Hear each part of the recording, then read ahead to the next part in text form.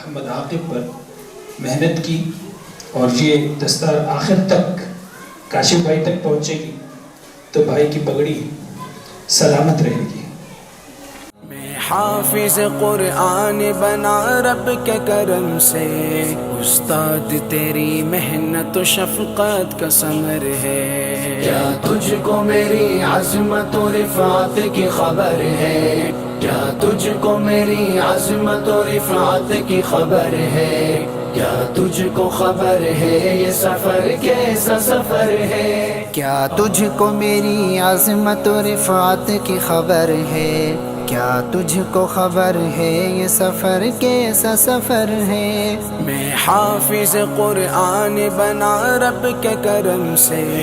استاد تیری محنت و شفقت کا ثمر ہے، کیا تجھ کو میری عظمت و رفعت کی خبر ہے، کیا تجھ کو میری عظمت و رفعت کی خبر ہے، کیا تجھ کو خبر ہے یہ سفر کیسا سفر ہے۔ میں حافظ قرآن بنا رب کے کرم سے، استاد تیری محنت و شفقت کا ثمر ہے، استاد کی الفت تو ہماری وہ خطائیں، بھرپور محبت سے وہ ہلکی سی سزا۔ پریشانی کا عالم یہ ہوگا کہ لوگ مختلف جسمانی اعتبار سے مختلف حصوں تک پسینوں میں ڈوبے ہوئے ہوں گے،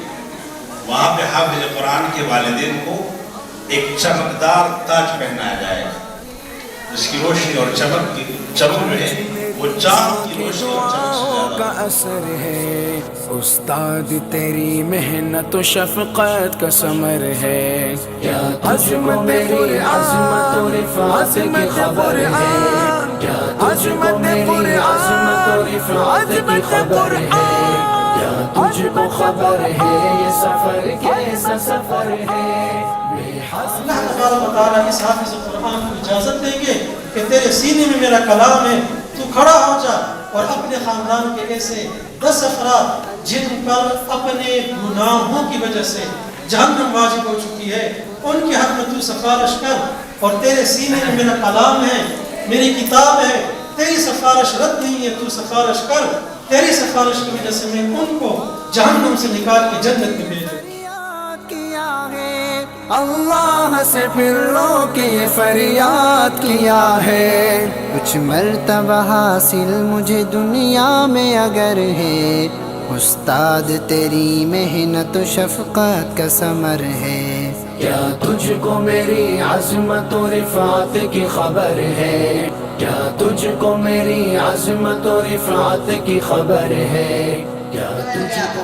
ملت واحدہ کا سما بنایا گیا، دونی مدارس کے طلبہ و حضرات نے ان فتنوں کا ڈٹ کر مقابلہ کیا۔ استاد تیری محنت و شفقت کا ثمر ہے، اب اس پہ عمل کے لیے ہر وقت میں تیار، یہ میری جتن ہے کہ بنوں غازی کردار، میں کیوں نہ کروں دیکھی لگو لیا کر آجیو دن ننوزی حضرت عمر رضی اللہ تو فرمائے چاہیے ابو سفیان نے خبر بیسر بیدا اعتراض بعد قیامت پروزی تا اللہ پاک مجھون کئی وی ولی بیدا غریب وقتی دن سمکان استان وقتی جلال ننوزی دی وجنا جگہ سنگ مولا انور سلطان سے اخبر خطاب کی ویچی دل قرآن دا بارے انتخاب شد پڑھتا جا جنت کی سیڑھیوں پہ چڑھتا جا، چڑھتا جا، چڑھتا جا۔ فرمان محمد ہے کہ ایک درجہ بڑھے گا، حافظ جو وہاں حشر میں قرآن پڑھے گا، ہر بندہ مصیبت میں پڑا سوچتا ہوگا، قرآن وہاں اس کی سفارش کو لڑے گا، قرآن وہاں اس کی سفارش۔ ایسے طالبوں کو دیکھ کے مجھے ان کے والدین سے ملنے کی خواہش پیدا ہوئی، اور پہلی بار جب خواہش کا اظہار کیا تو جواب آیا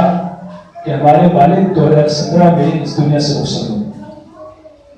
ابھی بات چل رہی تھی یتیموں کی، تو آج کا حافظ یتیم طالب علم ہے،